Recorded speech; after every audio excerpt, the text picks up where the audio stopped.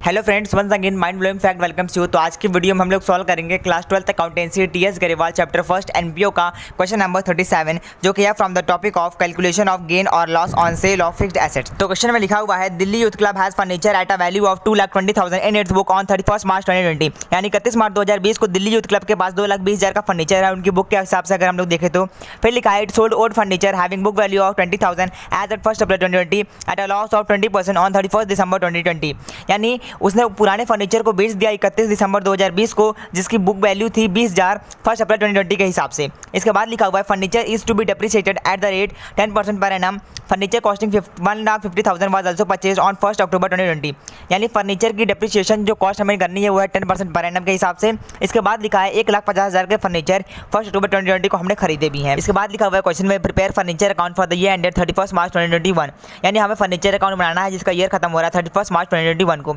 तो सबसे पहले क्वेश्चन की सॉल्विंग से पहले हम लोग एक वर्किंग नोट कर लेते हैं। वर्किंग नोट हम लोग करेंगे जो हमारे सेकंड लाइन में लिखा हुआ है it sold old furniture having book value of 20,000 as at 1 April 2020 at a loss of 20% on 31 December 2020।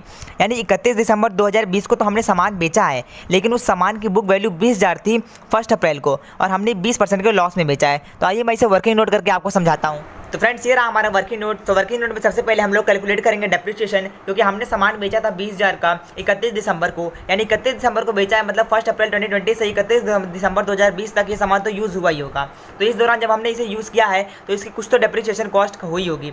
तो उस डेप्रिसिएशन कॉस्ट को हम लोग कैलकुलेट करेंगे। इस 20,000 को हम लोग मल्टीप्लाई करेंगे क्वेश्चन में दिए हुए रेट के हिसाब से 10/100 इंटू 31 दिसंबर तक 9 मंथ का टाइम बनता है तो 9/12 कर देंगे। इसे सॉल्व करेंगे तो हमें मिल जाएगा 1,500।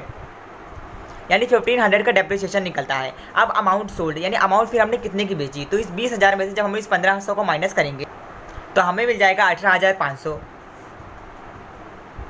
यानी ये वो अमाउंट है जो हमने बेची है। अब हम लोग लॉस कैलकुलेट करेंगे। इस 18,500 के सामान में हमें 20% का लॉस हुआ है, तो इस 18,500 को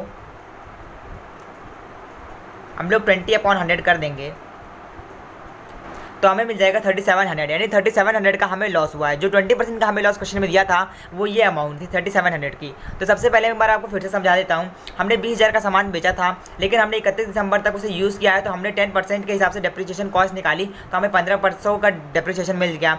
अब हमने 20,000 में से 1,500 घटा दिया तो 18,500 का हमें वो सामान मिल गया जो हमने बेचा था 20% के लॉस में।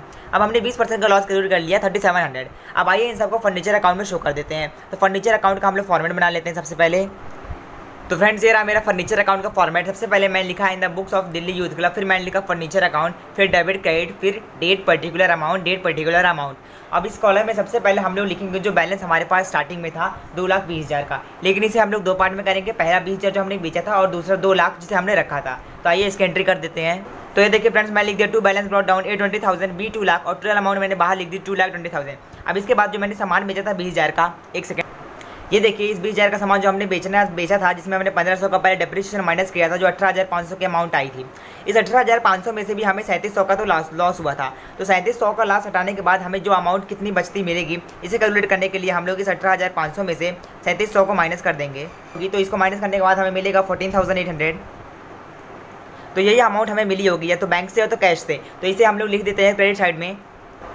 तो ये देखिए फ्रेंड्स, मैंने लिख दिया बाय बैलेंस ब्रॉट डाउन 14,800। इसे मैंने 18,500 माइनस 3700 करने से अमाउंट मुझे मिली थी।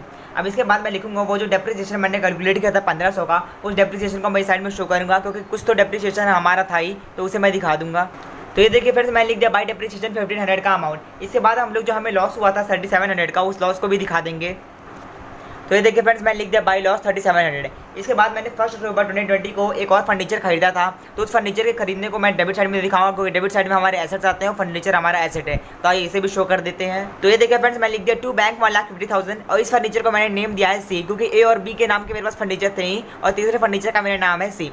इसके साथ अब हमारी सारी ट्रांजैक्शन खत्म हो चुकी हैं। अब हम लोग सिर्फ डेप्रिसिएशन कैलकुलेट करेंगे। तो डेप्रिसिएशन हम लोग सिर्फ बी और सी पे कैलकुलेट करेंगे, क्योंकि ए वाले फर्नीचर को तो हमने बेच दिया था और बेचने के बाद इसका डेप्रिसिएशन भी हमने शो कर दिया है। तो हम लोग सिर्फ बी और सी का डेप्रिसिएशन कैलकुलेट करेंगे और शो करेंगे। तो सबसे पहले हम लोग इसका डेप्रिसिएशन कैलकुलेट कर लेते हैं। तो ये लीजिए फ्रेंड्स, हमने पहले सी फर्नीचर का नाम लिखा है और सी फर्नीचर का जब हम लोग डेप्रिसिएशन कैलकुलेट करेंगे तो इसका डेप्रिसिएशन बनेगा 7,500।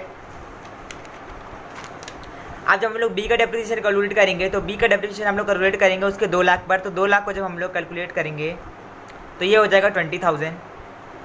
अब आइए इस दोनों डेप्रिसिएशन को हम लोग हमारे क्रेडिट साइड में शो कर देते हैं।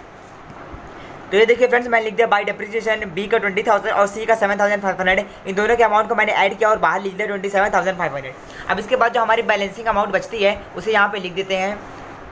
ये देखिए फ्रेंड्स, मैंने लिख दिया बाई बैलेंस करे डाउन बी 1,80,000 एंड सी 1,42,500। ये मैंने कैसे कैलकुलेट किया, सबसे पहले मैंने बी के 2 लाख के बैलेंस पे 20,000 का डेप्रिसिएशन माइनस किया, तो मेरे पास मिल गया 1,80,000 का बैलेंसिंग अमाउंट। और फिर मैंने सी के 1,50,000 में से सी का डेप्रिसिएशन 7,500 माइनस किया, तो मुझे मिल गया सी का बैलेंसिंग अमाउंट 1,42,500। अब इन दोनों का ऐड करके हम लोग कॉन्ट्रा बाहर लिख देते हैं और उसके बाद इन दोनों साइड में हम लोग बैलेंस दिखा देते हैं। तो ये देखिए फ्रेंड्स, मैंने बाहर लिख दिया 27,500 और यहाँ दोनों साइड लिया 3,70,000।